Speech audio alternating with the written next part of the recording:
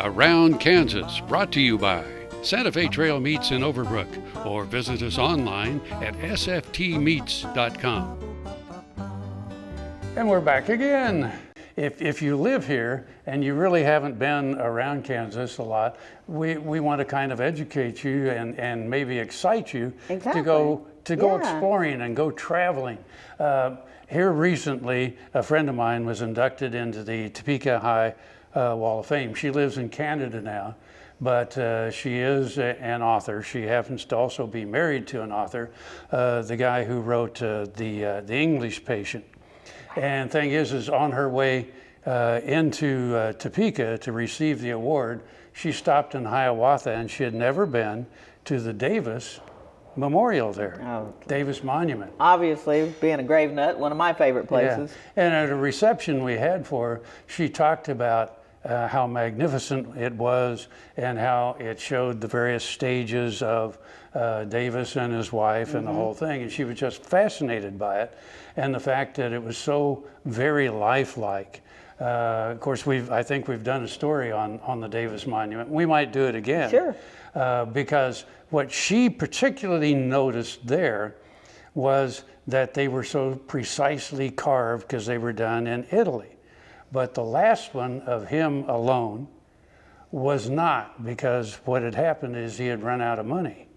And so he did the best he could with the money left over. But you see the various stages. Anyway, we got off on that. But the thing is Kansas really has so many interesting people, incredibly places, talented, and things. And that's what makes this exciting for us to do this.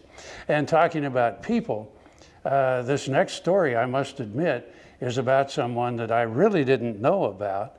And he is a renowned artist who grew up in Kansas, went to New York, and then to Taos, New Mexico. And so anyway, let's take a look. In 1926, Kenneth Adams became the last member elected to the renowned Taos Society of Artists. The group disbanded in 1927, leaving Adams to pass the baton to the second generation of Taos artists. Adams, a native of Topeka, Kansas, made his way just after World War I to New York, where he pursued his studies at the Art Students League. He met and studied with Andrew Dasburg at Woodstock, New York, through the Art Students League summer program, and a friendship and artistic kinship developed between them. By 1924, Dasburg had moved to Santa Fe, and Adams joined him in the region, which was to become synonymous with his work. Though Dasburg, Adams made contact with Walter Ufer of Taos. He then moved to Taos and began his association with the Taos Society of Artists. From a stylistic point of view, Adams painted in the same conservative, fundamentally representational vein as did the other Taos artists in the mid-1920s.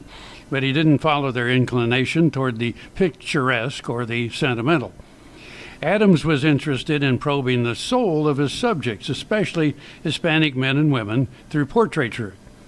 His landscapes interpreted the land instead of merely remolding it. Adams' interest in painting nudes and florals, an interest which was to continue far beyond his Taos years, revealed his modernistic leanings.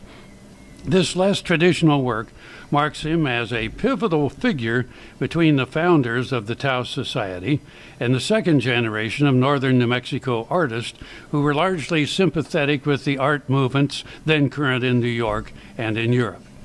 After 1940, Adams increasingly associated himself with Albuquerque rather than with Taos.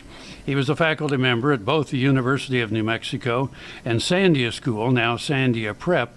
At the end of his life, Adams received the recognition which he enjoys today. He was elected an Academician of the National Academy of Design in 1961. Several years later, he retired from the university faculty and was honored in 1964 with a large-scale retrospective of his work at UNM.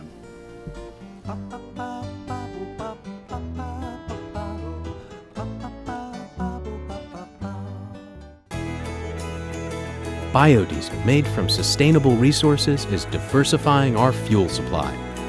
This year, biodiesel will displace over 1 billion gallons of fossil fuel nationwide.